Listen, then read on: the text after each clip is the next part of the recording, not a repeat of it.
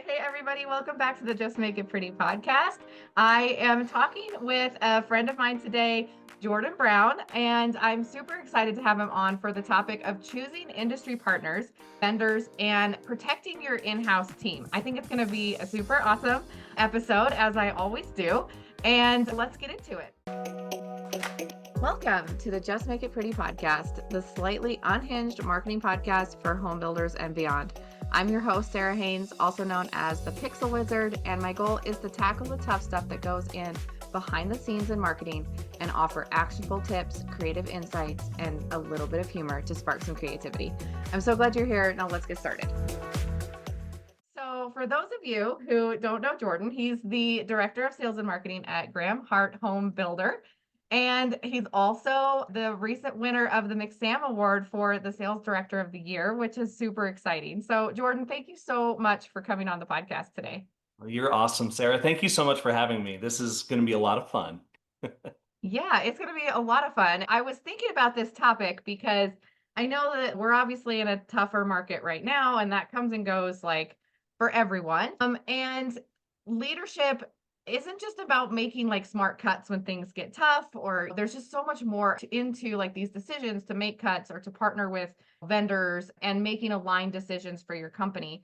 And as I was thinking about this topic, your name came up every time I talk to anyone because you do this really well.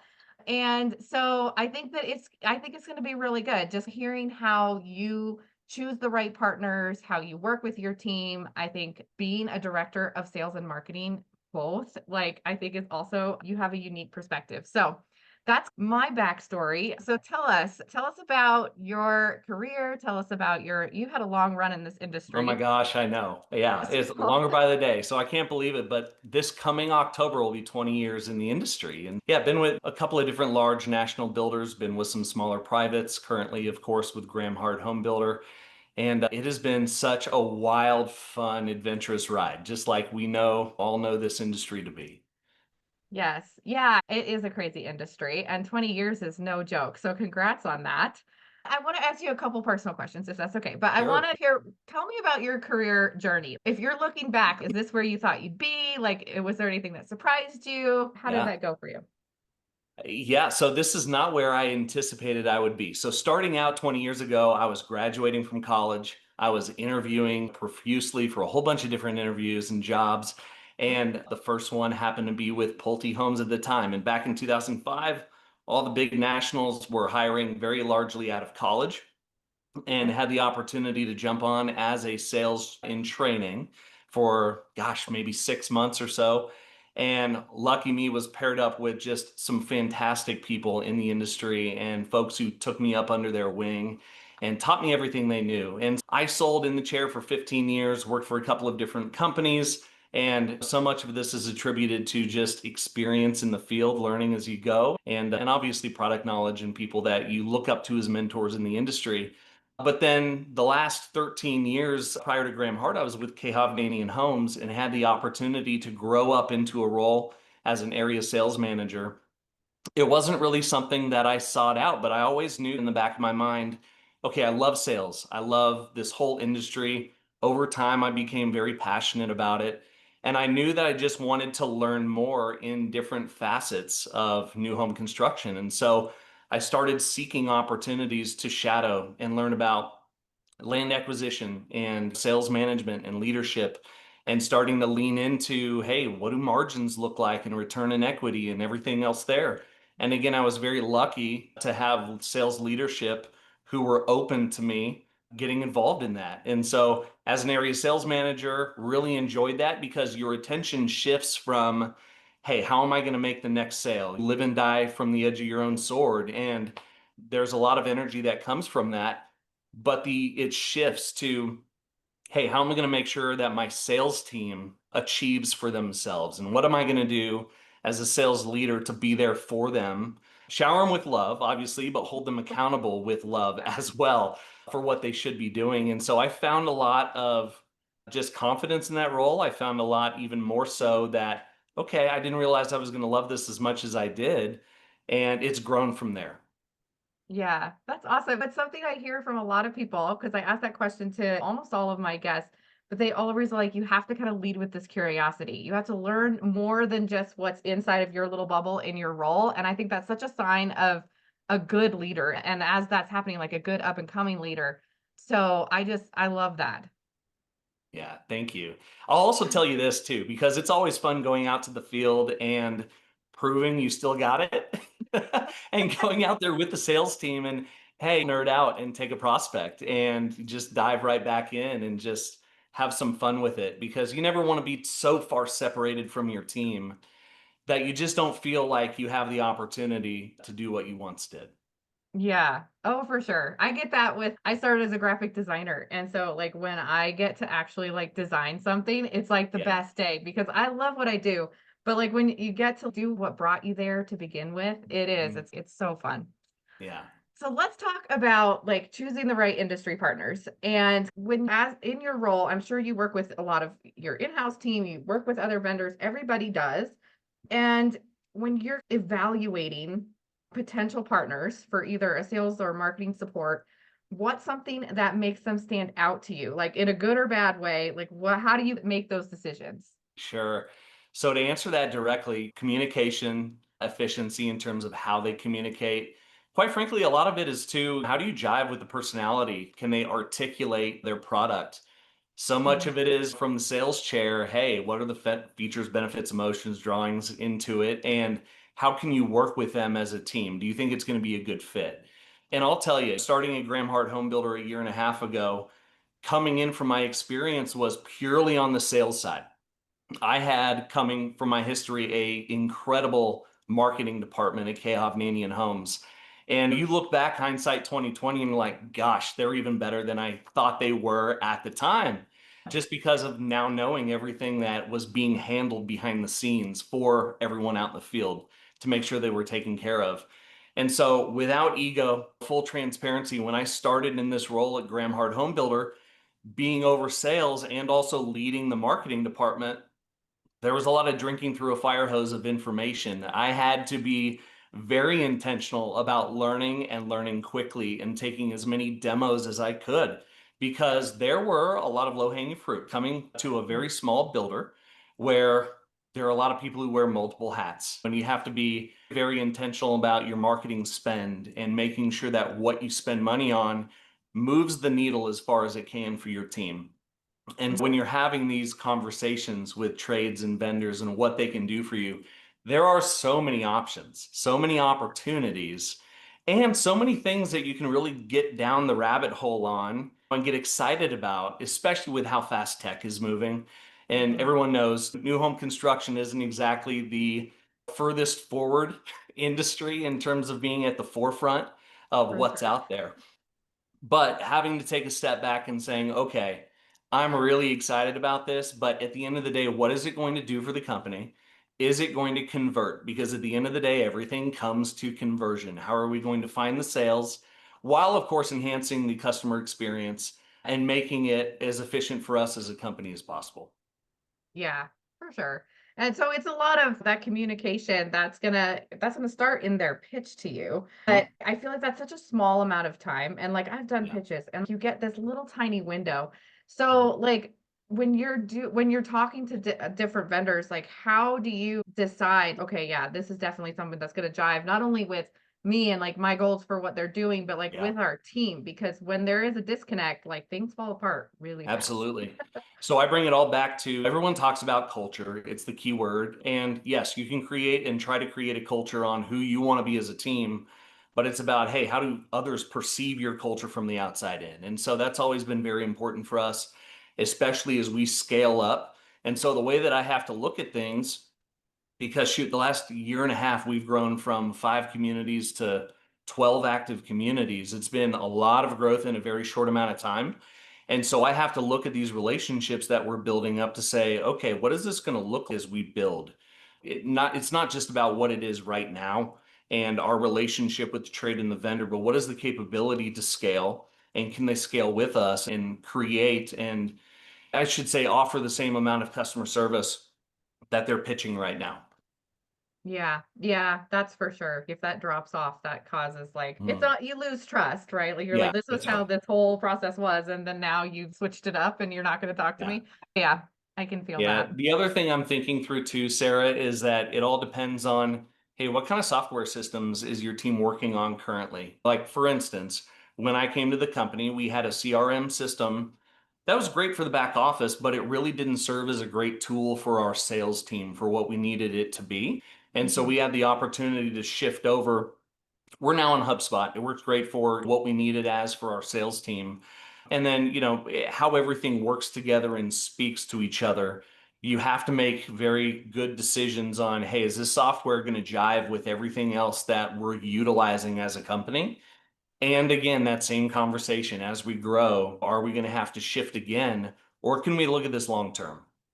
Oh yeah, for sure. Yes, I totally agree with that, and we love HubSpot over here. So I like all those integrations and knowing that somebody is not only understands that, but is going to help you do that because those some of those integrations are not easy to set up. They're tough. And Yeah. a smaller builder, you don't have what I know can be all of those dollars to throw at implementation and integration because that is one heck of a project. Oh yeah. Like speaking to that too, there's so many things that you could integrate. There's so many things that you Yeah. could do, or there's so many new ideas that like a lot of vendors and a lot of partners, they come in with so many ideas. How do you like narrow that down and be like, okay, before I give you the green light, what do I need to know? What do you need Mhm. to prove to me so that you can make that informed decision? That's a tough question to answer. And the reason why is, again, there's just so much out there.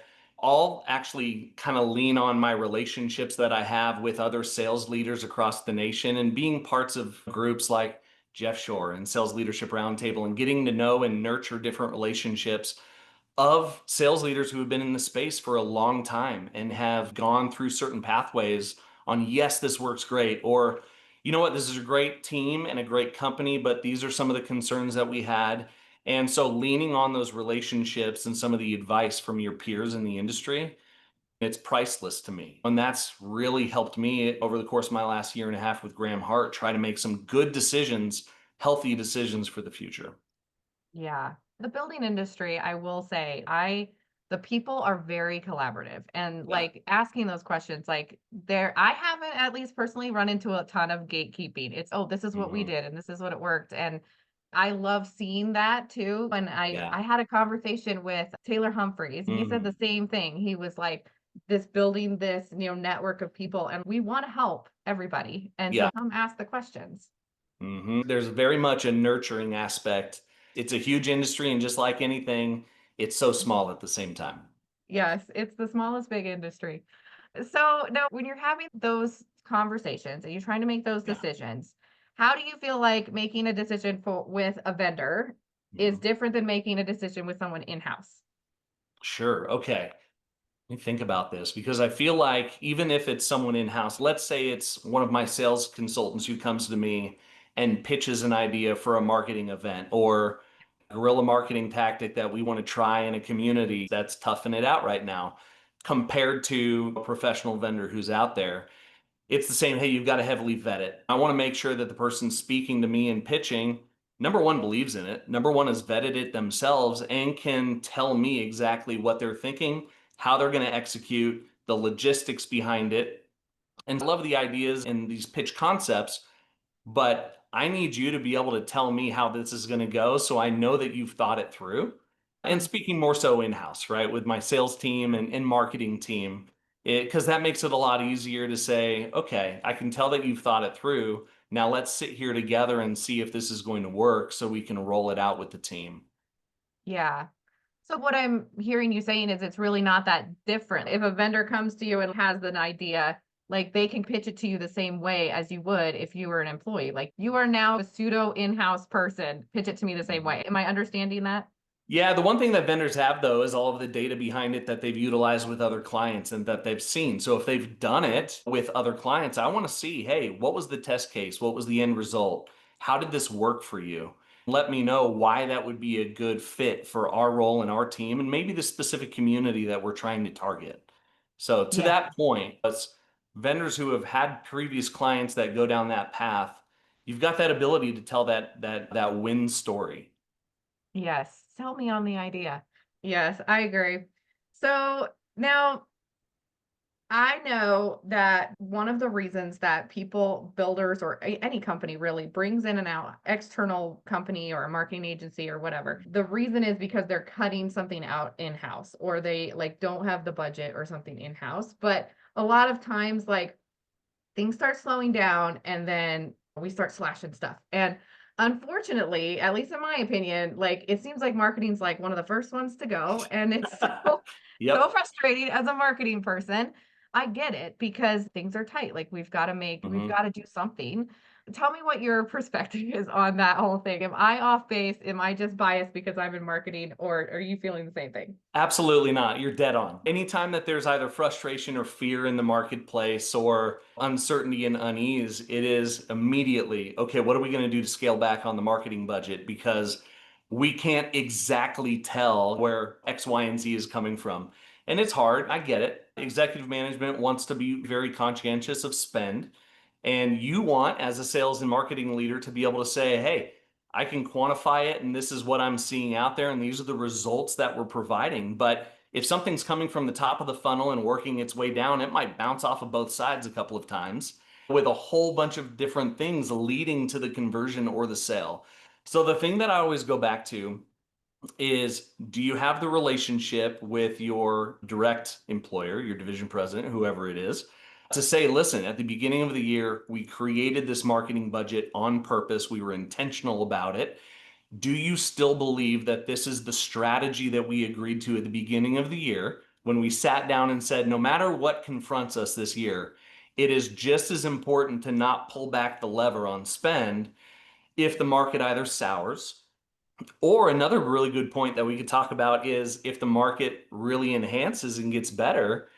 I've also seen executive management say, hey, listen, we don't need to spend as much money in this community. We're absolutely crushing it out there. We're killing it.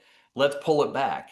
And so I've seen it on both ends of the spectrum. So as the leader, you're going to feel that pressure from up above. You're also going to feel some pressure from down below. And it's really your job to make sure that you can manage up and believe in your team, believe in the systems that you have in place. There's a reason why you put them in place in the first place. So you've got Yeah. to believe in the process. Yeah. Yeah, and I feel like it's these knee-jerk reactions. It's like this emotional Mhm. reaction to what's happening. And you're right, it isn't always a negative thing. It can be like, we're doing great. Let's just put it somewhere else. Yeah, But what I heard you say was basically bring it back to the data and the original plan. that's right. Because consistency to me in marketing is such a non-negotiable. If you Yes. just do this and you just cut it off and like you're just changing Mhm. everything all the time, it's like really hard to build momentum in Yeah. marketing that way. And I'll tell you, I look at it for myself as a consumer. I am so bad at looking at Instagram posts, and I buy so much stuff off of Instagram and Facebook ads. I'm that consumer. It gets me, but it's consistency. The second I click on it, and then I maneuver away from it, and then it's in my face again and again. What do you know? All of a sudden, I love those shorts and I picked them up, or those shoes, and whatever I did.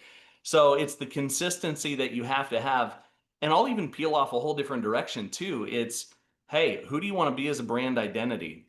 And who's your consumer base that's following you and really clicks in with you on saying, oh, yeah, that's a Graham Hart Home. I want to be a Graham Hart Home, a purchaser, a homeowner in the future. And having that out there and that consistency and visibility, that's something as a much smaller builder, as we grow, you've got to create that brand identity and the consistency in front of people so they continue to see you. Oh, for sure.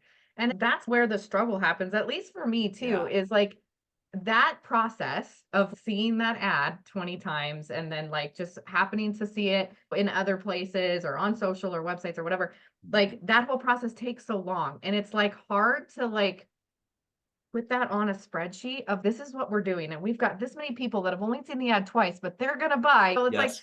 there's not that much data that you really can pull yet, but it's Mhm. so important. And so you have to convince people of that. I feel like it's like something that's easily forgotten.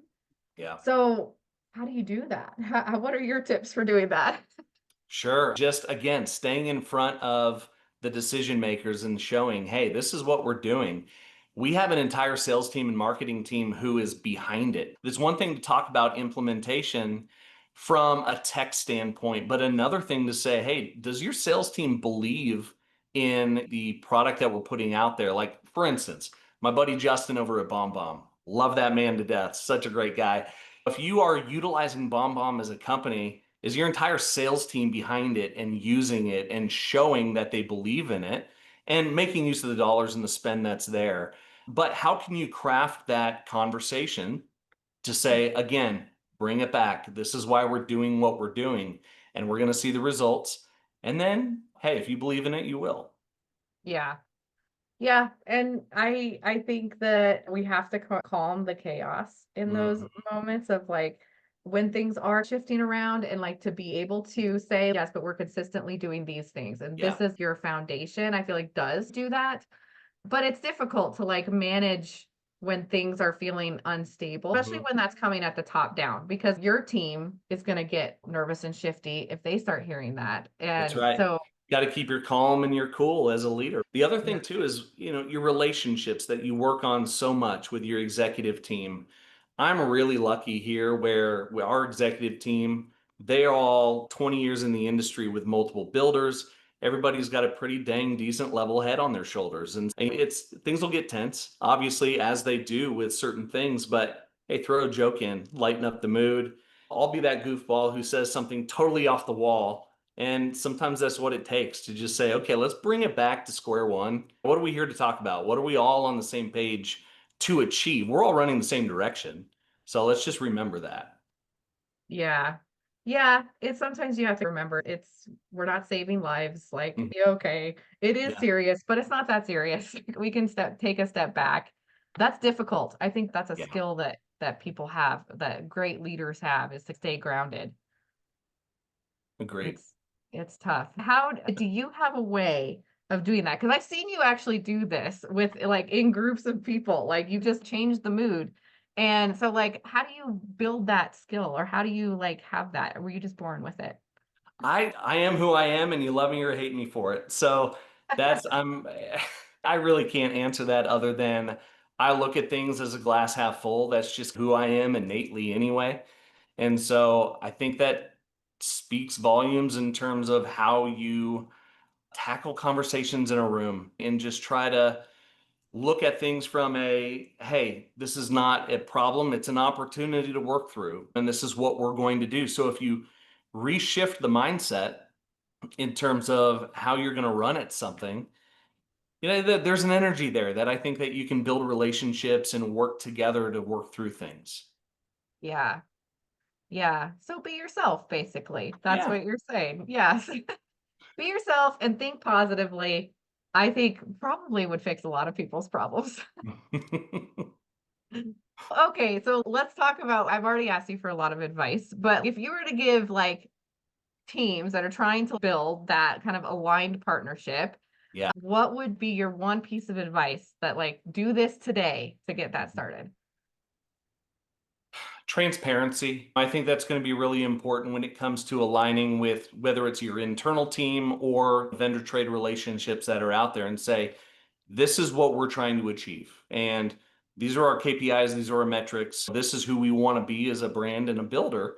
And are you on board with that? Because I think the whole running around song and dance on, yes, I'm doing demos and I'm saying that we might be interested in this tech or this product, going back and forth, it's a time waster. So I think the more decisive you are with, okay, are we going to pivot and go a different direction? Or does this sound like something that we want to take very seriously and move forward with?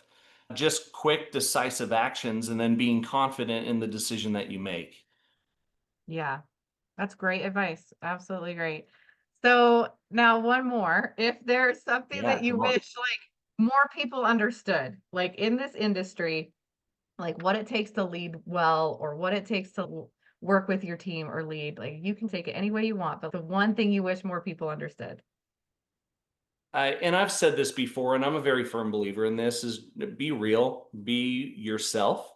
I think if that you are not the real version of yourself, people are going to see through that. and very quickly. So, please be just real with the people and the team that's in front of you. If you have bad news to deliver it, but deliver it with the why and the intent behind it.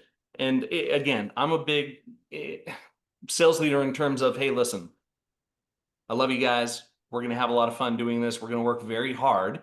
But I was in your seat not that long ago, and it takes a lot of hard work and accountability, and I am going to hold you accountable.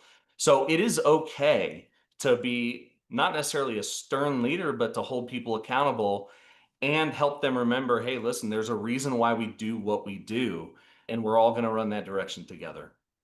Yeah. Yeah. I think reminding people that we're all on the same team, especially when you're leading both sales and marketing sides, Mhm. like that could be forgotten.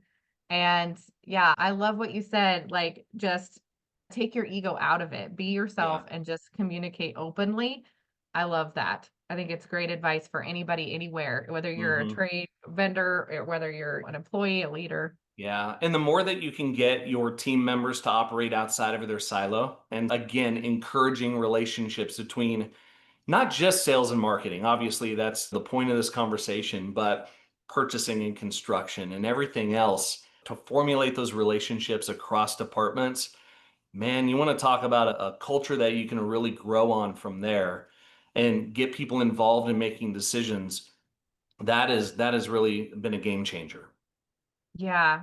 Yeah, and we're all working towards the same exact goal to sell Yeah. these houses. Like, why can't we all be communicating and in the same room? And I think at least for me, like my experience with marketing, like I'm working so hard. Like I'm trying to do all the things, but that sort of isolates you in a way. You have to like take yourself out of it and bring in other ideas and be open to all of this, because the more you get into your own little world, like it's you're not doing yourself a service, you're not doing your company a service, Yeah. all the Yeah. So so true. I can get on my soapbox about that all day. Oh, you and me both. All right, thank you so much. This was really fun. I know like we could talk about this a lot longer, but I'm trying to keep my episodes shorter. Your episodes are like so long. I'm like, I'm trying, but there's I so think many we're good doing pretty well. Yeah, we both have the gift of gab, so No, here we are. I know we could go forever, but I want to give our listeners a chance to, if they want to connect with you, or if they Yeah, have questions or anything. I don't want to speak for you, but I know a lot of the industry, like, come ask us questions. That's such an honor. So I'm sure that you're the same. So how can people reach out to you? What's the best way to please. find you? I love connecting with folks in the industry. So I'm on LinkedIn. Check me out on LinkedIn, Jordan Brown. GrahamHart.com if you want to check out Graham Hart as a company. And then I'm on Facebook, Jordan Brown, obviously, and Instagram. So we're all over the place. Reach out to me, please. Send me a message. I would love to connect. That'd be awesome. Okay. And Graham Hart Home Builders, they're in Texas, right? Where Yeah. exactly do you guys build? Sure. Just here in Dallas, Fort Worth, our backyard is Colleyville. And last month, we actually celebrated 30 years in the industry. It's our 30th anniversary. So, yeah, we started out as a smaller custom builder back in 1995, really up until about 3 years ago when Sean Goff, our owner and founder, said, hey, I want to do more than just custom luxury and a couple build on your own lots here on a yearly basis. So we've expanded, as I said, just in the last year and a half, up to 12 communities, looking at land acquisitions and pipeline through 27 and 28. So there's a lot of exciting things going on right now. But we really focus in on your modern, your minimalistic, your transitional designs. With our production homes, we average sales price around 750, and then our custom, we're anywhere from 2.5 to 3 million. Colleyville, South Lake, Hazlet, North Fort Worth. If you're in DFW, anywhere really west of Highway 360. So we're all over the place. Awesome. I've really enjoyed watching your career and seeing everything. I was super excited to see your McSAM Award, and I just really appreciate you taking time out of your busy day to come talk to me. So thank you so much for that. Thanks, Sarah. I'm so honored to be on your podcast. Thanks for having me. No worries. All right, everybody. Now is your turn. You need to go and you need to subscribe to this podcast. You need to like it and you need to comment, because Jordan and I will be down in the comments. Tag us and ask any questions that you have. Thank you so much for listening. And I will hopefully see you in the next episode, which will be coming out next week. So thanks, everybody. See you later.